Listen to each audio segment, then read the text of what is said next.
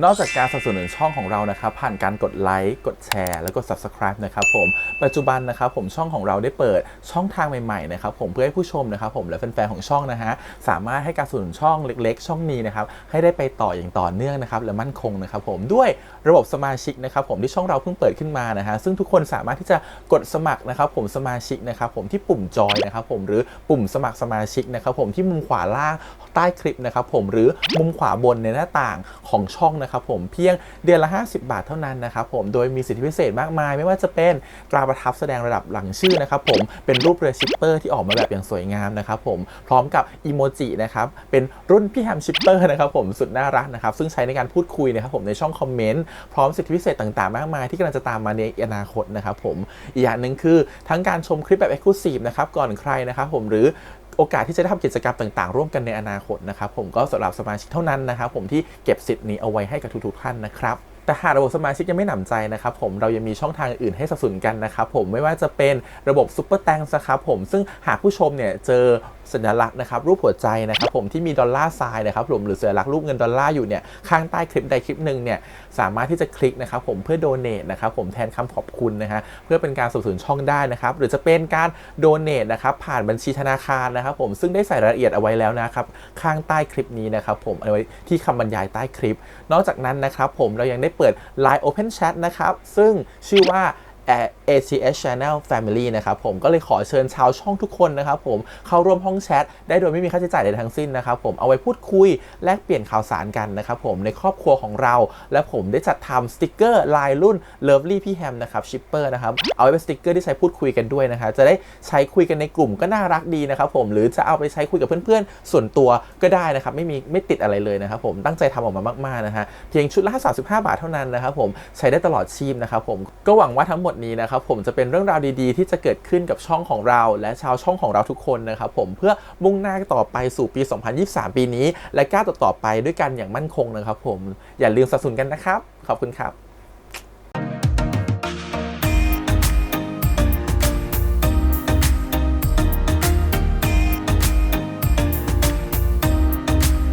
สวัสดีครับยินดีต้อนรับสู่ช่อง ATS Channel นะครับกับพบกับรายการ Reaction นะผมวันนี้กับพี่แฮมนะครับเป็นการ Reaction ซีรีส์เรื่องค่อยๆรัก Step by Step นะครับ EP ที่4นะครับผมกำลังวิ่งตามไม่ทันอยู่นะครับผม EP ก่อนบอกไปแล้วว่าไปประสบอุบัติเหตุนะครับผมที่สวิตเซอร์แลนด์มานะครับผมตกรถมานะครับผมแล้วก็เหมือนกับบาดเจ็บข้อมือซนแล้วก็ไหล่พลิกนะครับผมก็เลยทำให้ไม่สามารถจะอัด reaction เรื่องนี้ได้เพราะอะไรรู้ไหมครับเพราะว่าเรื่องนี้ต้องตัดเปอร์เซ็นต์ออกให้เหลือ 60% ของเนื้อหานะมันก็เลยต้องใช้เวลาตอนตัดเนี่ยเวลาตัดทีละส่วนมันต้องใช้นิ้วในการบังคับหรือว่าในตอนที่แบบนะครับคีย์บอร์ดเพื่อจะตัดแต่ละส่วนอะไรเงี้ยก็เลยตอนนั้นมัน EP อาทิตย์ที่แล้วเนี่ยนิ้วเจ็บนะครับผมก็เลยทำให้อัดไม่ได้ก็เลยส่วนหนึ่งก็เลยกลายเป็นว่าโอเคงั้นชะลอเรื่องที่เป็นแบบต้องตัดเป็นเปอร์เซ็นต์ออกไปก่อนอัดเรื่องที่ง่ายๆก่อนที่เหมือนกับเป็นเต็มเรื่องได้อะไรเงี้ยลงเลชั่นเต็มเรื่องได้ก็ทำให้เรื่องนี้มาช้าหน่อยนะครับขอโทษทีแต่ตอนนี้นิวเริ่มดีขึ้นแล้วเริ่มมีแรงกดได้แล้วก็เลยคิดว่ากลับมาอัดเรื่องนี้ต่อนะครับผมคิดว่าจะตามให้ทันแหละยังไงก็ต้องตามให้ทันนะครับผมกับเรื่องนี้ค่อยๆรักนะครับอีพีก่อนเราพูดไปแล้วว่าซีรีส์เรื่องนี้ค่อนข้างที่จะยาวนะครับในฉบับอันคัดนะครับยาวแบบตั้งแต่ EP 2เนี่ยยังยาวกว่ากันไม่มากแต่พอ 3-4 มาเนี่ยอันคัดยาวกว่าฉบับปกติที่เป็นทีวีเวอร์ชันมากนะครับผมแล้วคิดว่าถ้าใครดูใน reaction เนี่ยมันจะตัดลงไปเหลือน้อยมากประมาณแค่30 นาทีนะครับผมแต่ในฉบับอันคัดเนี่ยเขาชั่วโมงครึ่งเพราะฉะนั้นเนี่ยเนื้อหาสำคัญมันออกไปเยอะมากเลยหวังว่าทุกคนนะครับผมถ้าใครอยากจะดูแบบเต็มแบบเข้าใจในเนื้อหาแบบเป๊ะๆแบบเพราะคิดว่าถ้าตัดออกมาเนี่ยทุกคนจะเห็นแค่ไฮไลท์เท่านั้นเองอะฮะเราจะไม่รู้ว่าจริงๆเนื้อหามันไปมายังไงนะครับผมถ้าอยากจะเห็นเนื้อหาเต็มๆแนะนำว่าสมัคร VIP VTV นะครับผมไปดูแบบเต็มๆได้สำหรับคนไทยนะฮะแต่สำหรับแฟนต่างชาติเนี่ยคุณสามารถนะครับที่จะดูได้ใน YouTube เลยนะครับผมเป็นแบบฉบับอันคัทนะครับผมหวังว่าทุกคนจะไปติดตามอันคัทกันละกันนะครับผมว่าหลายคนเข้ามาถามกันว่าแบบว่าโอ้ตัดออกมาแทบจะไม่รู้เรื่องเลยค่ะบางทีก็ยากมากจริงๆนะครับที่จะตัดให้มันรู้เรื่องได้เพราะว่าด้วยความที่เนื้อหามันแบบจากขนาดนั้นน่ะให้เหลือแค่30 นาทีอะไรเงี้ยมันยากมากจริง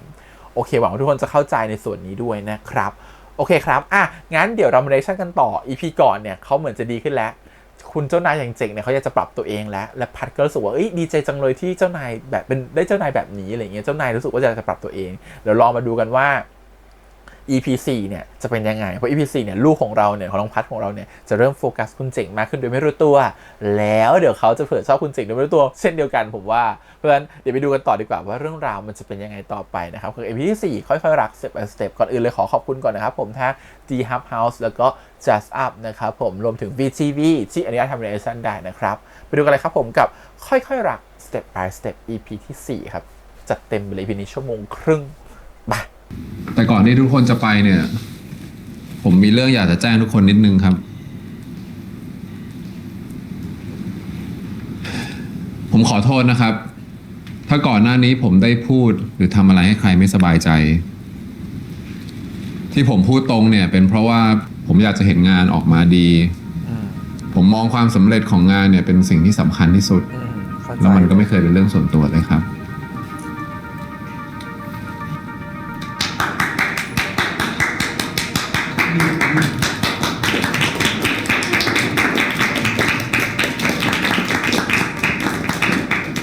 วันพุธต้นเดือนเนี่ยจะมีคุณโชติ Senior Executive กับคุณโต Personal Assistant คนนี้คือผู้ช่วยส่วนตัวของผมจะเข้ามาช่วยเหลือทีมน่าจะทำให้พวกเราเนี่ยทำงานกันง่ายขึ้นถ้าทุกคนมีปัญหาอะไรก็ปรึกษา2คนนี้ได้เลยนะครับมีคนบอกผมมาว่าความสัมพันธ์ในทีมที่ดีจะทำให้พวกเราเนี่ยทำงานกันราบรื่นเพราะฉะนั้นผมก็เลยคิดว่าหลังจากนี้เนี่ยผมอยากจะหากิจกรรมที่ทำให้พวกเราเนี่ยได้มีโอกาสได้ใช้เวลาร่วมกันเพื่อสร้างความสนิทสนมมากขึ้นผมก็เลยอยากจะชวนทุกคน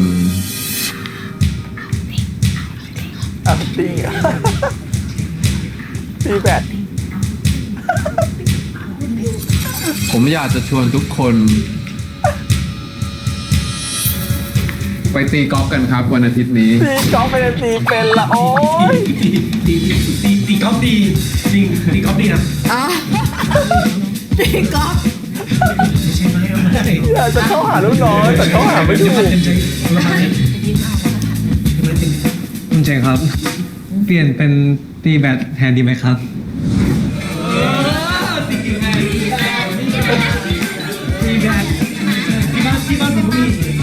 งั้นตีแบดแล้วกันตีแบดแล้วกันครับใช่ไหมหรือว่าพี่หญิงพูดถูกแล้วพวกแกไม่คิดต่อกันเหรอว่าอะไรที่มันทำให้คนเราเนี่ยเปลี่ยนแปลงตัวเองไปความรักอะไรที่ทำให้เขาเปลี่ยนไม่ใช่หรือว่าคุณเจ๋งเขาจะมีความรักถูกต้องผมเคยเห็นคุณเจ๋งที่เข้าสารแต่ว่าไม่รู้ว่าคุณเจ๋งไปเที่ยวหรือเปล่าครับเฮ้ยแกหรือว่าคุณเจ๋งเขาออฟเด็กวะแต่คุณเจ๋งเขาไม่เคยมีข่าวเจ้าชู้เลยนะครับอุ้ยตายนี่สนใจเรื่องข่าวซุบซิบใต้เตียงด้วยเหรอยังหล่อนน่ะก็คุณเจ๋งเขาเป็นถึงคนดังในบริษัทนะครับถ้ามีข่าวแบบนั้นน่ะต้องเคยได้ยินบ้างแหละทำไมเธอไม่รู้ทำไมวะน่ะบางทีคุณเจ๋งก็แค่รู้สึกผิดต่อพวกเราเขาก็อยากทำดีด้วยเท่านั้นเลยจ้าครับใส่ซื่อจังเลยยายพัดพวกแกฟังคำพูดฉันไว้นะคุณเจ๋งเขากำลังสวมบทบาทเจ้านายใจดีเพื่อหลอกล่อให้กับพวกลูกน้องใส่ซื่อเบลเนี่ยขยันทำงานกันมากขึ้นเป็นแผนการอะแกไม่รู้เหรอคนที่เก็บความลับเอาไว้กับตัวเองได้ตลอดอย่างนั้นน่ะจนป่านนี้ยังไม่มีใครรู้เลยว่า2 ปีก่อนจู่ๆคุณเจ๋งก็ลาออกจากแผนกเราเพราะอะไร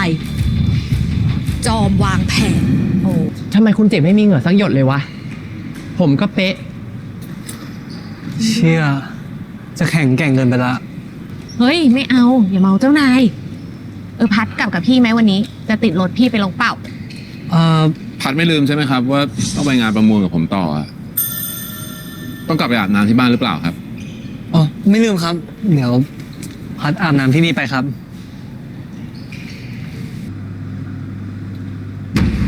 โทษทีพี่หลอดไฟมันระเบิดเรียกช่างมาซ่อมอยู่ทำไงดีครับคุณเจ๋งห้องน้ำที่นี่ใช้ไม่ได้แถวนี้มันก็ไม่มีฟิตเนสด้วยครับถ้าต้องกลับบ้านไปอาบน้ำตอนนี้พัดกลัวว่าจะไปไม่ทันแน่เลยครับ ไปอาบที่คอนโดผมก็ได้ครับไปตามสบายเลยนะครับ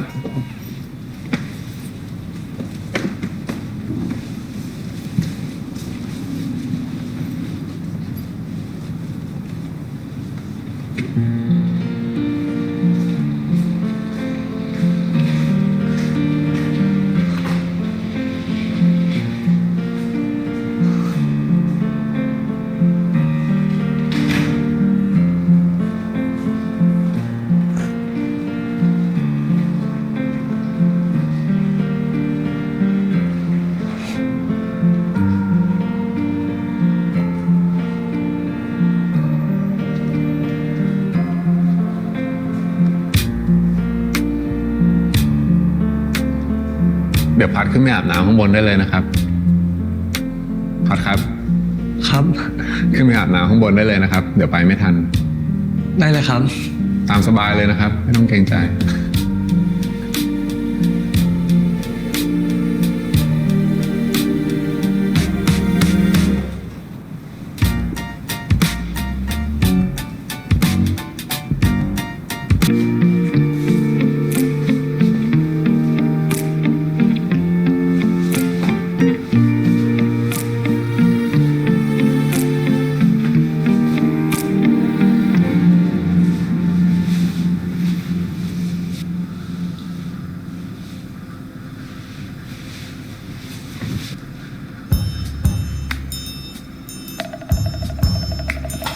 ห้องใครเนี่ย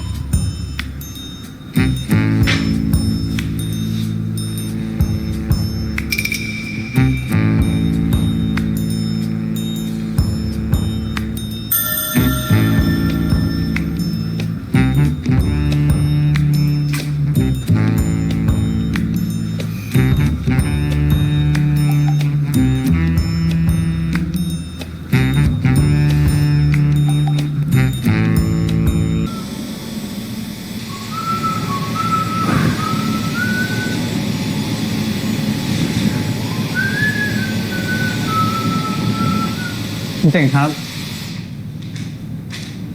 คุณเจ๋งครับ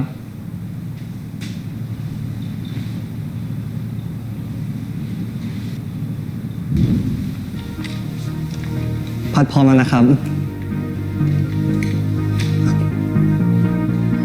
ฟิลเหมือนรอรับเจ้าหญิงมาฟิลแบบแจ็คกับโรส เดี๋ยวผมขอของไปเก็บแป๊บนึงนะครับ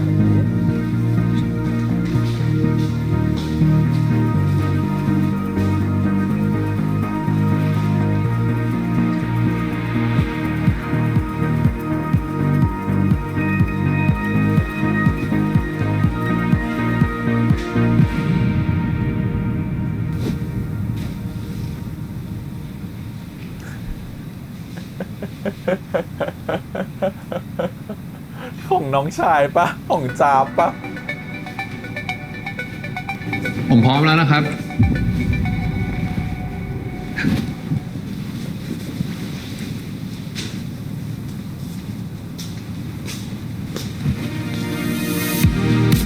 นี่มันชุดบ่าวสาวปะเนี่ย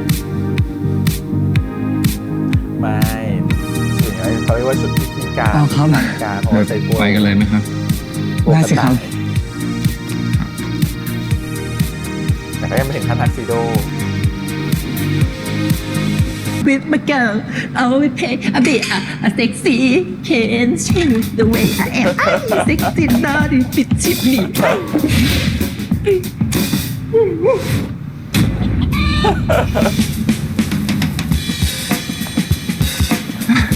น่ารักดีนะครับ ค่ะ ที่เป็นตุ๊ด อ่า จริง ๆ แล้ว พัดก็ ค่ะพี่ทราบค่ะ หนูเป็นเก้ง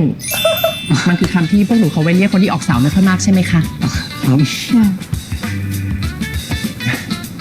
แม้พี่จะกระโดดขนาดเนี้ยน้องพัดเป็นคนแรกที่รู้เลยนะคะ อย่างที่พี่ตะเปรมเนี่ยชวนเจ๊ไปเล้าส่องสาวตลอด ดูไม่ออกยังไงว่าเป็นตุ๊ดคุณเจ๋งสวัสดีค่ะ สวัสดีครับ นี่คุณเจ๋งมาตอนไหนคะเนี่ย ก็ตั้งแต่โชว์ยืนร้องเพลงอะครับ วันนี้เป็นคนที่สองแล้วนะคะเนี่ยที่รู้ อย่าลืมนะครับ วันนี้มีประชุมที่ห้องผม9 โมงตรงนะครับ ครับแคมเปญที่เราเสนอไปเนี่ยเป็นยังไงบ้างครับคุณนิก ใช้ไม่ได้ครับ อย่างที่ผมเคยบอกคุณเจ๋งไปแล้ว หน้าที่ทีมดิจิตอลรับผิดชอบให้พวกออนไลน์คอนเทนต์จะโพสต์อะไรตอนไหนบ้างก็พอครับ ไม่ใช่มาคิดแคมเปญ ก็ไอเดียห่วยเองอะเราอุตสาห์ช่วยคิดปะ นั่นสิครับ ไม่คิดว่าจะสัดกันยับขนาดนี้เลยอะ แรงมาก ผมเห็นว่าทางฝั่งมาคอมเนี่ย ได้เสนอไอเดียคุณนาเดียไปแล้ว แต่ว่าไม่ผ่าน ทางฝั่งผมก็เลยมาช่วยคิดเพิ่ม ผมอยากให้คุณนิกลองฟังรายละเอียดจากทีมของผมดูก่อนเผื่อคุณนิกจะเห็นภาพมากขึ้น ผมว่าให้คุณนาเดียตัดสินใจเองดีกว่าไหมครับ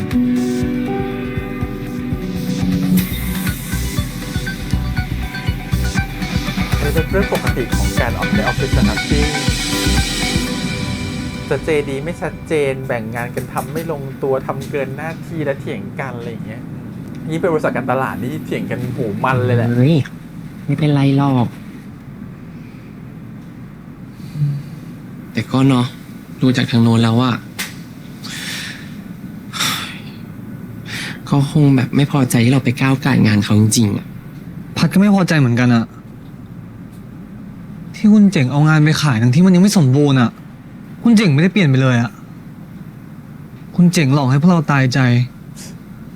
เหมือนที่พี่หญิงว่าแน่ กูขอโทษคืออีพุทธอ่ะมันขู่กูว่าถ้ากูไม่ให้เวิร์กมึงมันก็จะไม่จ้างกูทำโปรเจกต์มันต่ออ่ะแต่กูไม่ได้บอกเรื่องที่มึงกลับมากับมันเลยนะกูปิดปากเงียบเลย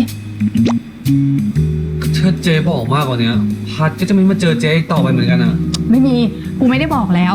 บอกแค่นั้นแหละให้แค่เบอร์ แต่ว่าอีพุทธมันติดใจอะไรกับมึงมากเลยอะยังไงมึงก็เคลียร์กับมันหน่อยเถอะแล้วก็มื้อเนี้ยกูขอเลี้ยงเองโอเคไหมหรือว่าน้องพัดอยากทานอย่างอื่นไหมคะอยากกินอะไรบอกพี่นะจ๊ะหรือว่าอยากได้อะไรไหมจ๊ะน้องพัดจ๋า นี่ครับ โหน่ากินสุด เห็นกำลังคุยกันเครียดเลยไม่อยากมาขัดจังหวะ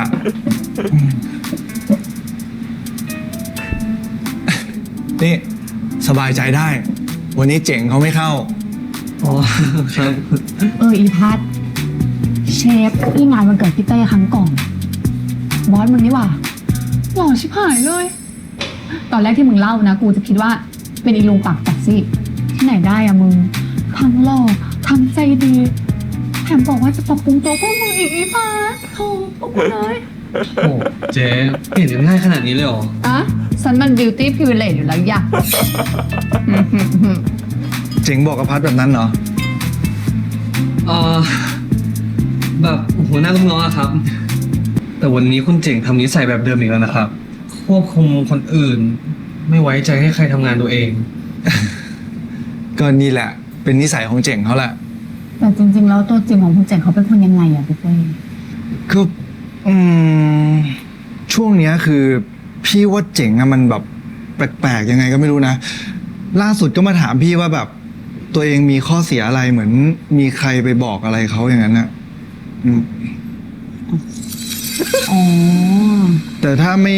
นับว่าเป็นคนที่ชอบบงการอะนะเจ๋งมันก็เป็นคนหน้าตาดีคนหนึ่งบ้านรวยแล้วก็นิสัยดี แล้วก็ไม่เคยมีข่าวเสียหายอะไร ถือว่าเป็นคนที่แบบเพอร์เฟกต์คนหนึ่งเลย เรื่องที่คุณเจ๋งออกจากเจนกรุ๊ปเมื่อ2 ปีก่อนนะครับ เรื่องนั้นพี่ไม่รู้ว่ะ เพราะว่าเจ๋งไม่เคยเล่าให้พี่ฟัง พี่รู้แต่ว่าเจ๋งอ่ะไม่ถูกกับพ่อนานแล้ว คืออาจจะเป็นเพราะว่าเขาเป็นแบบลูกชายคนโตอะไรอย่างเงี้ย แล้วก็อาจจะโดนคาดหวัง เยอะให้แบบต้องสมบูรณ์แบบอะไรประมาณนี้ละมั้ง หรือว่าอยากปกปิดจุดอ่อนอะไรตัวเองหรือเปล่า แบบว่าไม่อยากให้ใครรู้เพราะว่ารู้แล้วก็จะไม่มีแต้มต่อเลยเหมือนกูที่รู้ของอีกหนึ่งเนี่ยบีบก็ตายจะขายเหรออ่ะไม่มีทางค่ะ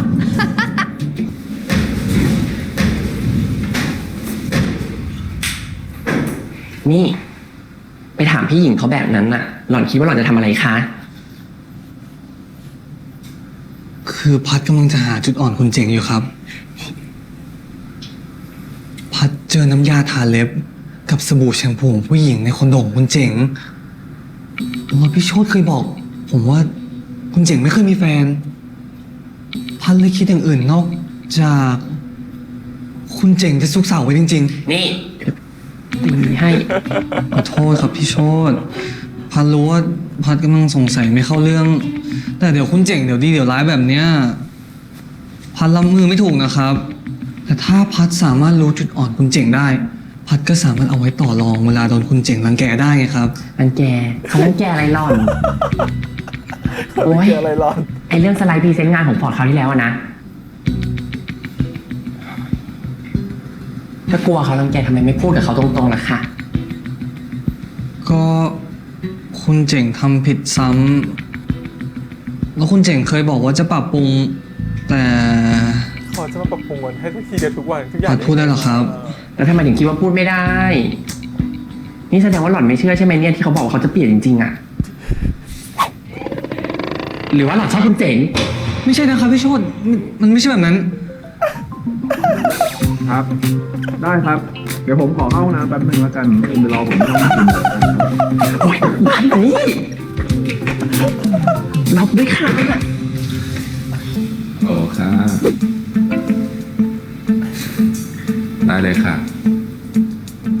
เจอกันวันอาทิตย์บ่ายโมงใช่ไหมครับ ใครทำไมหวานจังวะ คิดถึงเหมือนกันครับ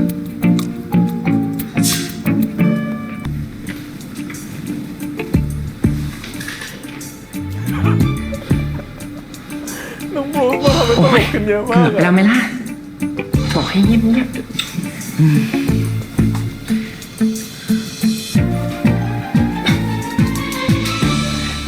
ถึงพี่จะชอบเรื่องชาวบ้านอะนะ แต่ว่าเรื่องนี้ฉันเตือนแกไว้เลย ค นะ รับพี่โชติผมจะไม่ทำอีกแล้ว ภูมิใจสุดๆเลยค่ะ ผมต้องขอโทษพัดล่วงหน้า แต่ผมว่างคุยกับพัดได้แค่วันอาทิตย์นี้เท่านั้น งั้นผมขอนัดพัดมาคุยที่คอนโดผมได้ไหม พัดเคยมาแล้ว น่าจะมาถูกนะ พี่โชติ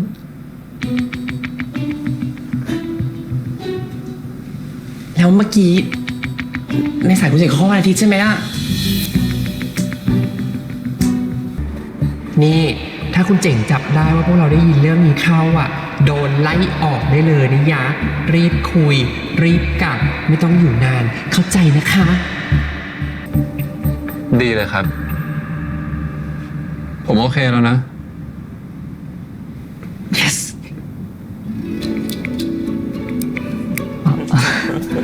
งั้นถ้าคุณเจ๋งไม่มีอะไรแล้ว ผมขอตัวนะครับ อยู่กินข้าวด้วยกันก่อนสิครับ ผมโทรสั่งเผื่อไว้แล้ว ไม่เป็นไรครับ อ้าว มาพอดีเลย แป๊บนึงนะครับ เดี๋ยวอยู่กินข้าวด้วยกันก่อน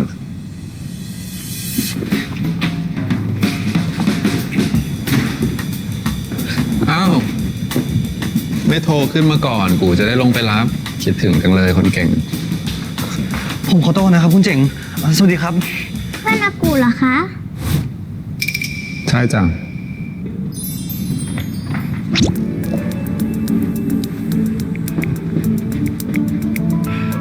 วิ่งมาไม่รอพี่เลยนะคะคุณเจ๋งคะพอดีว่าพี่สาวคุณเจ๋งเขามีธุระด่วนนะคะก็เลยให้แพรพาคุณแจ๋วขึ้นมาหาคุณเจ๋งแทน ครับ ขอบคุณคุณแพรมากๆนะครับ คุณลุงเป็นใครเหรอคะ ลุงเลยเหรอครับ นี่พี่พัดจังเรียกเขาพี่นะไหนสวัสดีพี่เขาหน่อย สวัสดีค่ะ สวัสดีครับ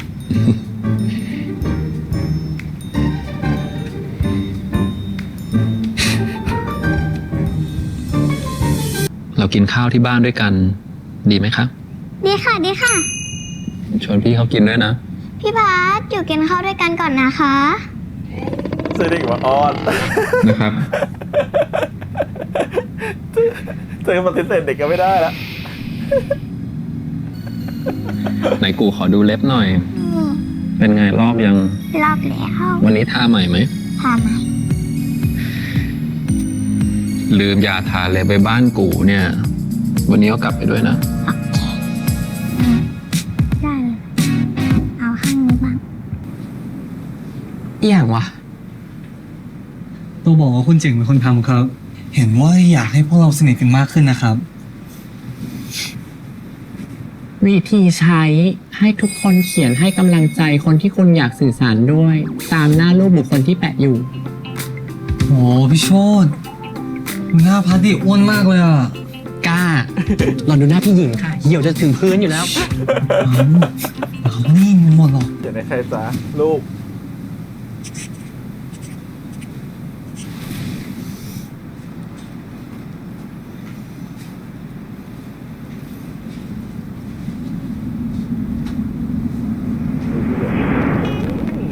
เขียนอย่างนี้เขาก็รู้เลยว่าใคร ผมว่าเนื้อหาดีแล้วนะครับ แค่เรื่องฟรอนต์แล้วก็เรื่องทำให้มันชัดเหมือนเดิม แล้วก็แบ็กกราวด์ทำให้มันเป็นเหมือนสไลด์แรกอันเนี้ยครับ ได้เลยครับ โอเค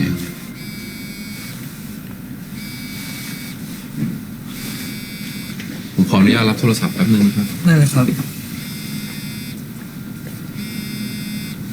ฮัลโหลครับ ครับ อยากได้อะไรอ่ะ ได้ครับ เดี๋ยวผมซื้อให้นะ โอเคครับ ได้ครับ บ๊ายบายครับ ไม่แล้วน่าสงสัยแล้ว พักเดี๋ยวผมขอตัวออกไปข้างนอกก่อนนะครับ อยากได้อะไรไหม อ๋อ ไม่เป็นไรครับ เดี๋ยวพันนั่งทำงานต่อครับ อุ้ยแป๊บนึงนะ เจ๊คุณเจ๋งเพิ่งเดินออกมาจากร้านกระเป๋าผู้หญิงอ่ะ อันนี้ไม่ใช่ของหลานแน่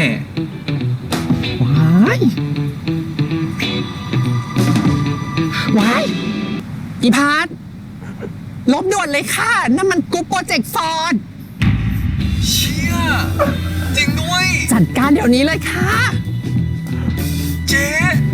คุณเจ๋งตอบกลับมาแล้วอ่ะ เดี๋ยวแป๊บนึง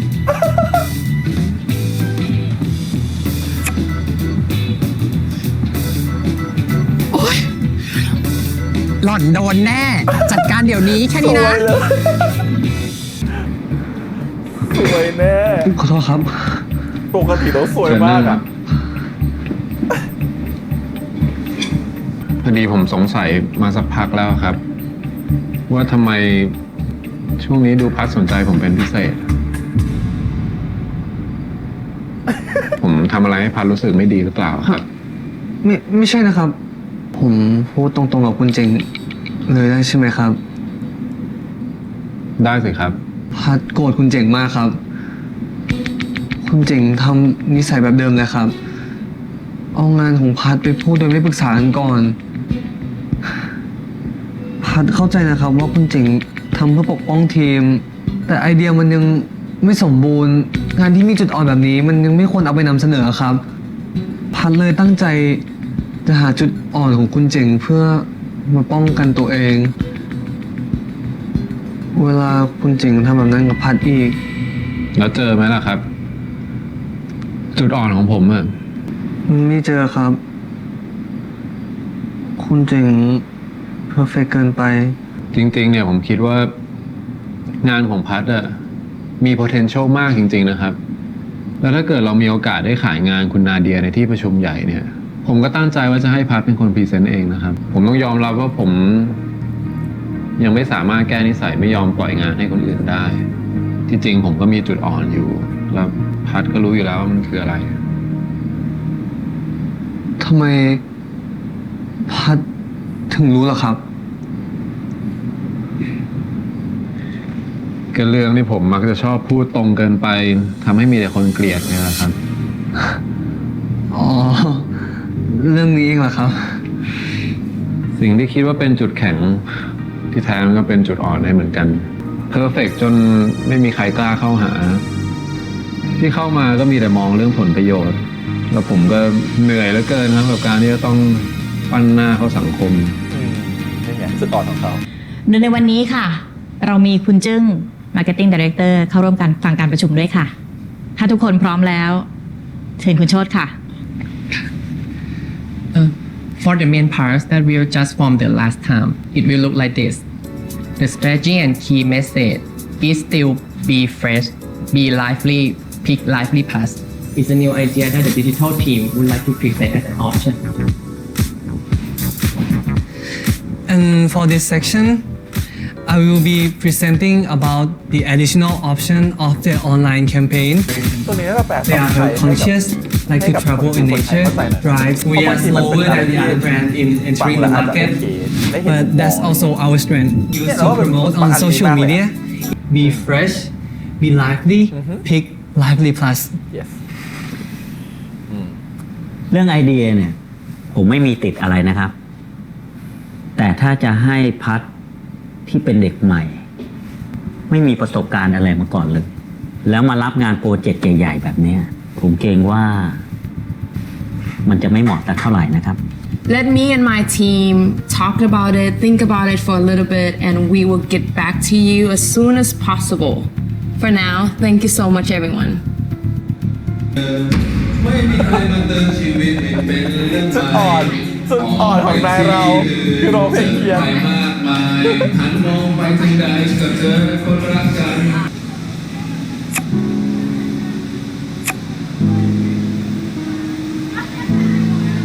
ว่าจริงๆแล้วพัดเป็นคนมีความสามารถมากนะที่ผมจะติพัดก็มีแค่เรื่องการควบคุมอารมณ์นิดหน่อยอะครับที่ผมกดดันพัดมากเนี่ยก็เพราะว่าผมเห็นว่าพัดเป็นคนมีความสามารถพัดแค่ต้องเชื่อใจตัวเองเหมือนที่ผมเชื่อในตัวพัดที่อาจึงเขาหยิบเรื่องนี้ขึ้นมาโจมตีพัดเนี่ยก็เพราะว่าพัดพรีเซนต์ได้โอเคมากเลยนะในห้องประชุมถูกต้องเขาเลยต้องหยิบเรื่องนี้ขึ้นมาโจมตีพัด เรื่อง แท อาน ยุมาโจมตีนี่ไงเขาจะไม่โจมตีเรื่องของเด็ก จริงเหรอ อายุหรอก ผมก็เป็นพวกชอบแทนจุดอ่อนคนอื่นข้างหลังแบบนี้แหละครับ ขนุนบอกว่าจะมีเรื่องปิดบังเราเหรอ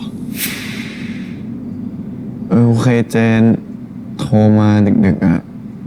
นึกว่ามีเรื่องคอขาดบาดตายอะไร เรื่องนี้อ่ะพ่อขาดบาดตายกว่าเรานะสิ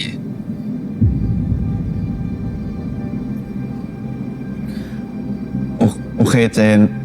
เราขอโทษ คือเราถึงไม่อยากให้เจนรู้ไง คือเราก็พยายามแล้วอะพยายาม แน่เลยอะ มากด้วย ว่าไปชอบเขา พยายามไม่จะ แต่เขา ไม่ชอบไม่รู้สึกกับเจน แค่มีคนที่ชอบแล้วทำไมถึงบอกเราไม่ได้อะหรือว่าเราเป็นเพื่อนสนิทกับเราซะอีก ฮะ อะไรนะ ก็ขนุนน่ะบอกเราว่าเราเป็นก้างขวางคอจาบอะการที่เราทำตัวติดกับจาบตลอดเวลาทำให้คนที่จาบชอบอะเข้าใจผิด เลี้ยงข้าวกูตลอดชีวิตด้วยนะแล้วสัญญาเป็นเวของกูมึงอะถือเป็นโมฆะเพื่อนเวนี่ เฮ้ย ไอ้จ๊อบอ้าว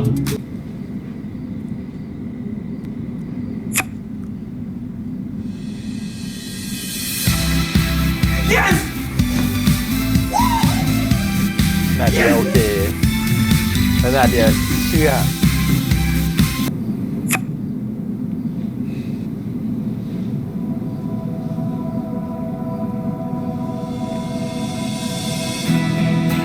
เนี่ยเราชอบเขาแล้วเนี่ยเราก็ special attention เขาเหมือนกันแหละบอกเขาสนใจแต่เราสนใจเขา แล้วเรื่องที่พัดสงสัยว่าผมซุกสาวอะได้เจอกันผมหรือยังครับ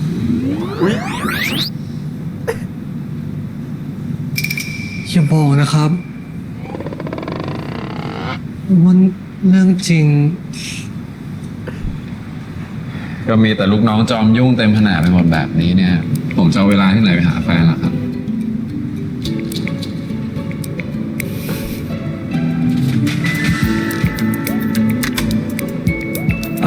งั้นเดี๋ยวผมเอากาแฟให้นะครับ ไม่ชอบของตัวนี้ของน้องเลยอ่ะ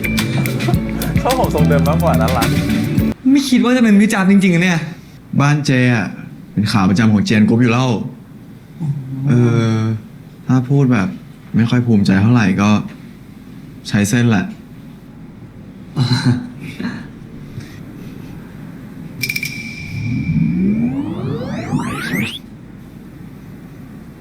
กลิ่นคุ้นๆจังเลยอะ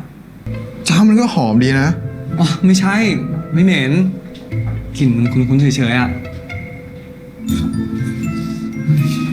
เฮ้ยจ๊าบ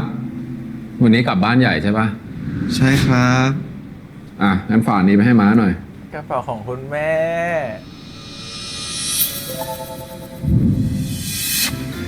ออกไป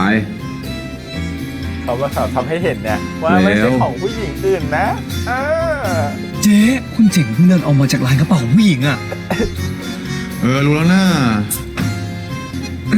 เราหรอกอยากให้ ขอบใจมากน้องชาย เขารู้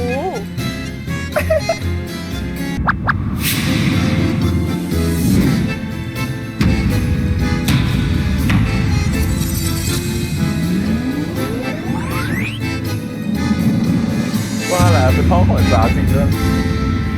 ส่งถึงบ้านเลยเว้ยรอบเนี้ย ขอบคุณนะครับคุณเจ๋ง ไม่ได้รถไฟฟ้าแล้วเว้ย พัดพูดมาทำอะไรที่เนี่ยนี่พี่ดื่มมาเหรอ ใครมาส่ง เพื่อนพัด พี่ขอโอกาสอีกครั้งได้ไหม เรื่องของเรามันจบไปตั้งแต่2 ปีที่แล้วนะ ขอโอกาสพี่แก้ตัวอีกสักครั้งเถอะ เวลาพี่ช่วยไหมไม่เป็นไรพี่พุธ ไปหา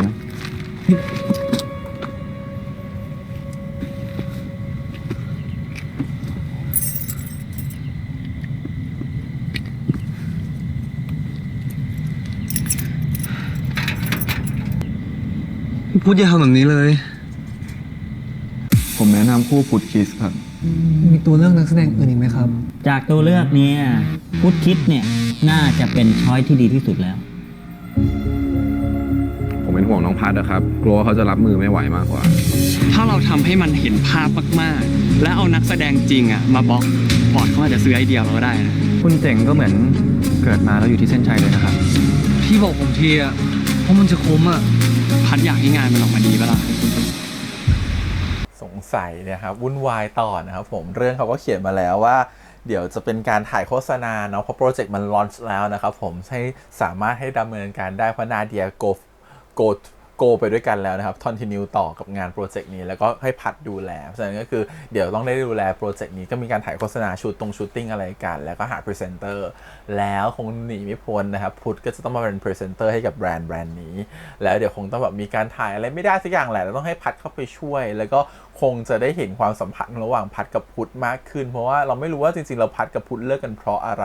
แล้วไม่พุทธถึงยังห่วงหาพัดแบบนั้นแล้วพัดหนีมากลับมาก่อนเพราะอะไรนะครับผมอันเนี้ยเรายังบอกไม่ได้ไม่แน่ใจเลยว่าเขาเลิกกันเพราะอะไรนะครับผมไม่ได้อ่านนิยายด้วยแต่คิดว่าคงมีเหตุผลแหละทำไมพัดเขาถึงยอมเลิกกับพุทธอาจจะเพราะตอนนั้นพุทธเป็นดาราแล้วหรือเปล่าแล้วพัดก็รู้สึกว่าเขาอาจจะไม่อยากอยู่ในสังคมของการที่มีแฟนเป็นดาราหรือเปล่านี่ไม่แน่ใจก็เลยเลิกกันนะครับผมแต่อย่างนึงคือสิ่งที่มันเกิดขึ้นคือสิ่งที่มันไม่อยากรู้อย่างนึงที่ก็คือบอสของเราเนี่ยแหละก็คือคุณเจ๋งเนี่ยเราไม่แน่ใจเหมือนกันว่าเขา2 ปีที่เขาหายไปเนี่ยมันเกิดอะไรขึ้นกับเขาเป็นช่วงเวลาเดียวกันนะครับผม2 ปีที่เลิกกันนะกับ2 ปีที่หายไปมันมีความเกี่ยวข้องกันอยู่หรือเปล่าอันนี้ไม่แน่ใจเดี๋ยวต้องรอติดตามตอนต่อไปละกันแต่การที่ไปถ่ายชูตติ้งโฆษณาเนี่ยเดี๋ยวเราคงจะได้เห็นว่าพุทธอาจจะสังเกตได้ว่าเจ๋งรู้สึกดีกับพัดก็เลยมีการไป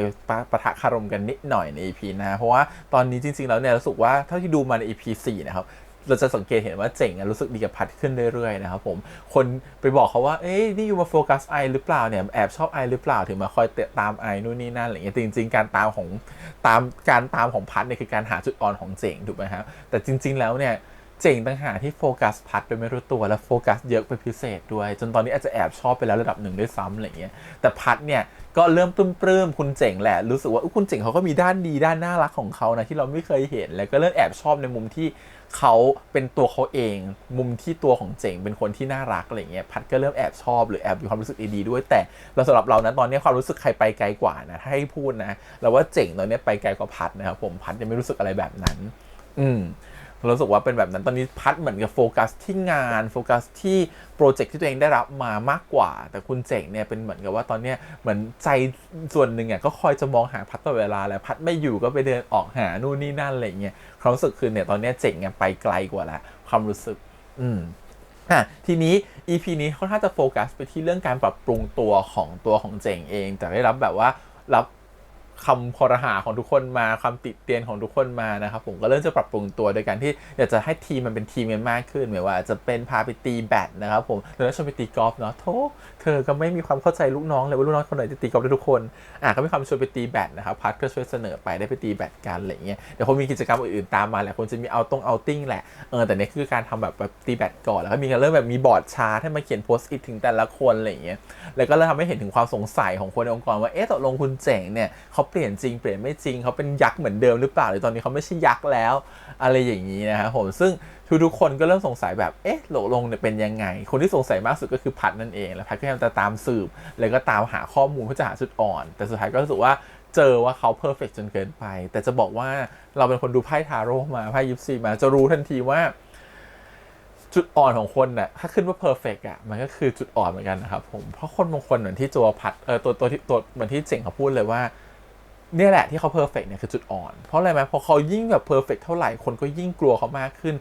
คนก็ยิ่งรู้สึกว่าห่างจากเขาไปมากขึ้นไม่เข้าใจเขามากขึ้นเหมือนเขาทิ้งห่างทุกๆคนไปอะไรเงี้ยเนี่ยคือจุดอ่อนของเขาแล้วความ perfect ของเขาก็ทำให้เขาเป็นคนเหมือนกับ micro manage หรือจิ้วจุกจิกซึ่งก็นำพามาซึ่งความเป็นจุดอ่อนของเขาที่ตามมาคือเขาเป็นคนที่ทำงานให้คนอื่นไม่ชอบหรือคนอื่นเกลียดเขาในด้านนี้คือจุดอ่อนของเขาอาจจะไม่ใช่ของงานแต่จุดอ่อนของเขาคือการเข้าหาผู้คนนะครับผมมันก็เป็นจุดอ่อนได้เหมือนกันกลายเป็นว่าการบริหารคนเขาอาจจะทำได้ไม่ดีแต่การบริหารเรื่องของการงานเขาทำได้ดีแล้วเขาเป็นวันแมนโชว์ไงคนที่เป็นเพอร์เฟกต์เขาจะติดเหมือนกันถ้าคนอื่นทำงานไม่ได้ฉันจะเข้าไปทำงานเองโดยเขาไม่ไว้ใจความเป็นทีมไม่ไว้ใจความเป็นลูกน้องเพราะฉะนั้นพอมันเกิดแบบนั้นขึ้นการจะทำงานเป็นทีมในฐานะหัวหน้าก็ค่อนข้างจะทำได้ยากเพราะว่าคนจะเป็นหัวหน้าครับผมคุณต้องไว้ใจลูกน้องประมาณนึงคุณต้องไว้ใจว่าลูกน้องจะสามารถทำงานของเขาได้ดีในระดับหนึ่งไม่ใช่ว่าคุณลงไปทำงานแทนเองทั้งหมดอย่างเงี้ยคุณกังวลไปซะหมดเพราะฉะนั้นมันทำให้ลูกน้องรู้สึกกดดันไม่พอทำให้ไม่เกิดการเปิดใจหรือการความครีเอทีฟของลูกน้องด้วยนะครับเป็นการปิดกั้นความคิดของเขาอะไรเงี้ยซึ่งตัวเนี้ยถือว่าไม่โอเคในการบริหารคนของตัวเจ๋งเนาะซึ่งตัวนี้เขากำลังเรียนรู้อยู่ซึ่งมันก็เป็นผลแหละเพราะว่าที่พ่อเขาไม่ยอมให้เขาเป็นผู้บริหารระดับสูงเนี่ยเพราะว่าเขาเก่งแค่งานแต่เขายังไม่สามารถจะดีลกับผู้คนได้แต่ชอบมากๆเลยตอนที่เหมือนกับตัวเจ๋งเขาพูดว่าเนี่ยจุดอ่อนของเขาไม่ได้มีแค่ความเพอร์เฟกต์นะเขาไม่อยากจะออกไปงานสังคมเลยเขาไม่อยากจะออกไปนั่นนี่เลยแต่เขาต้องออกไปยิ้มแย้มให้คนอื่นเขาอารมณ์เหมือนฟิลคล้ายๆดาราบางทีเขาไม่ได้อยากจะออกไปยิ้มให้ทุกคนไม่อยากจะทำหน้ามีความสุขตลอดเวลาแต่พอเจอคนก็ต้องปั้นหน้ามีความสุขต้องปั้นหน้ายิ้มแย้มเพราะว่ามันเป็นอาชีพของเขาเป็นงานของเขามันเป็นสังคมที่เขาต้องอยู่ทั้งที่เขาไม่อยากจะเป็นแบบนั้นอะไรอย่างเงี้ยซึ่งบางทีถามว่ามันเป็นความทุกข์แหละแต่ความทุกข์ที่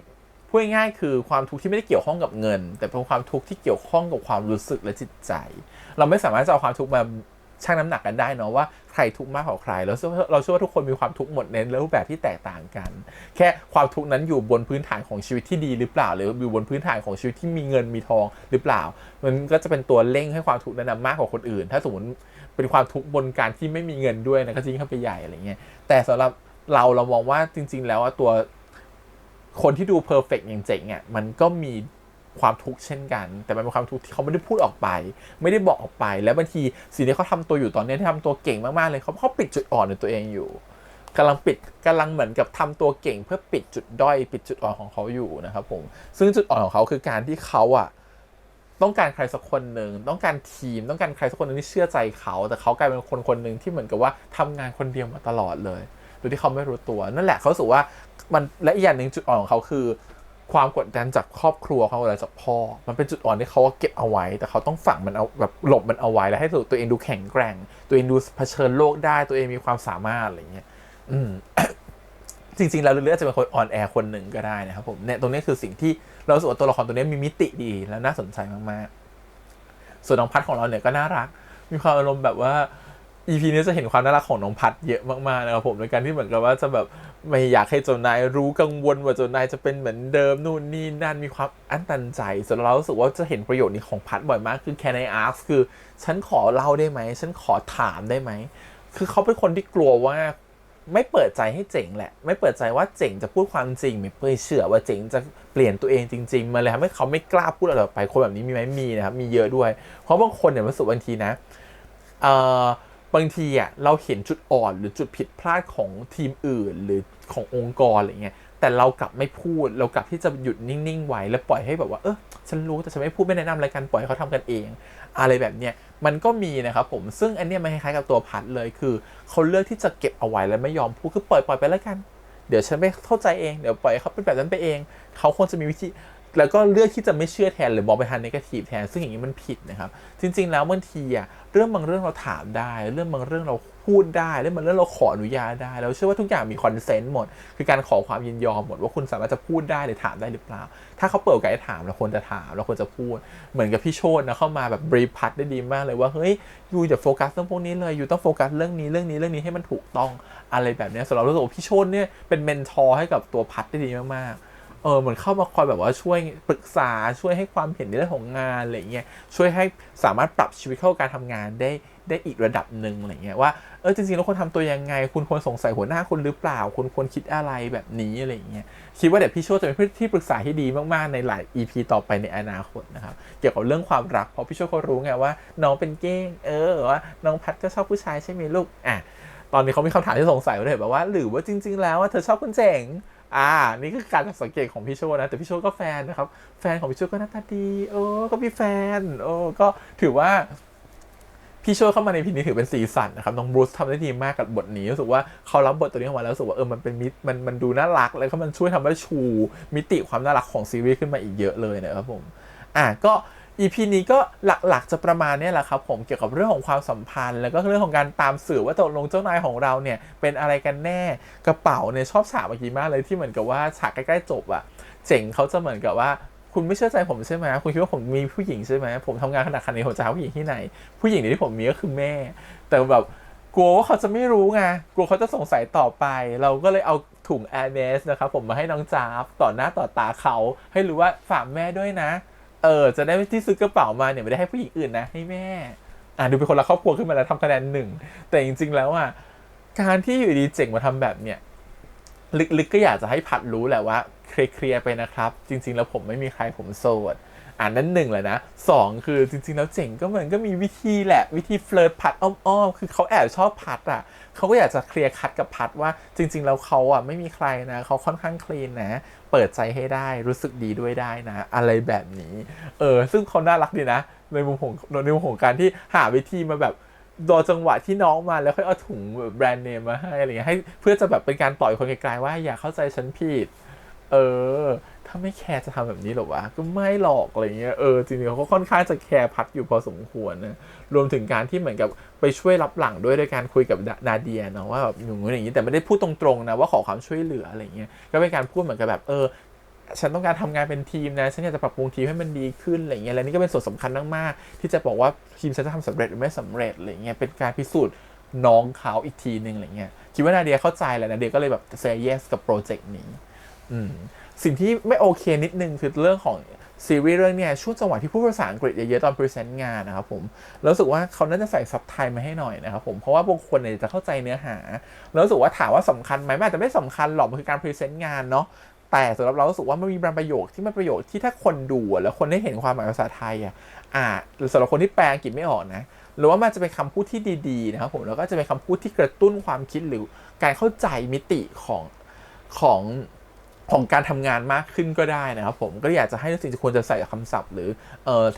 คำแปลลงไปบ้างที่เป็นภาษาไทยอะไรเงี้ยก็น่าจะโอเคขึ้นโอเคก็น่าจะประมาณนี้นะครับผมแล้วก็ EP นี้ในเรื่องความรักของ2คนมันค่อยๆก่อตัวแหละในใจนะครับผมมีความเหมือนกับแบบชอบฉากที่เหมือนกับใส่ทักซิโดใส่สูทลงมาจากบันไดไปงานประมูลเขาสมฟีลเหมือนกับแบบพี่แจ็ครอรับพี่โรสอยู่อะไรแบบนี้ก็น่ารักดีก็ถือว่าละมุนนะครับผมเป็นความรักค่อยๆเป็นค่อยๆไปของ2คนนี้แล้วก็เน้นไปที่พาร์ทของออฟฟิศมากกว่าพูดเลยว่าพาร์ทออฟฟิศดูจริงจังมากกว่าพาร์ทของความรักด้วยซ้ำก็ถือว่าใครชอบซีรีส์แนวแบบนี้ที่มันแบบมีสาระหน่อยๆนะครับผมแบบว่าเรียกอย่าเรียกสาระหน่อยๆเรียกว่ามีสาระประมาณนึงเลยดีกว่านะครับผมในเรื่องของแบบว่าเอามาปรับใช้กับชีวิตของคนเราได้แล้วก็เป็นเรื่องที่มันเกิดขึ้นได้กับหลายๆองค์กรอะไรอย่างเงี้ยแล้วว่าเรื่องนี้น่าสนใจมากถ้าคุณอยากดูนะครับผมเพราะว่าที่ดูกับพี่มันคงแป๊บเดียวมากๆถ้าอยากดูเยอะกว่านี้เชิญไปต่อแถว VIP ได้ที่ VTV นะครับผมโอเคขอบคุณอีกครั้งครับผมวันนี้ประมาณนี้ฝากกดไลค์กดแชร์กด Subscribe นะครับจากทั้ง4ช่องทาง YouTube Instagram Twitter แล้วก็ Facebook เดี๋ยววันนี้พี่แฮมไปก่อนนะครับเจอกันใหม่ในตอนที่5ไปแล้วบ๊ายบาย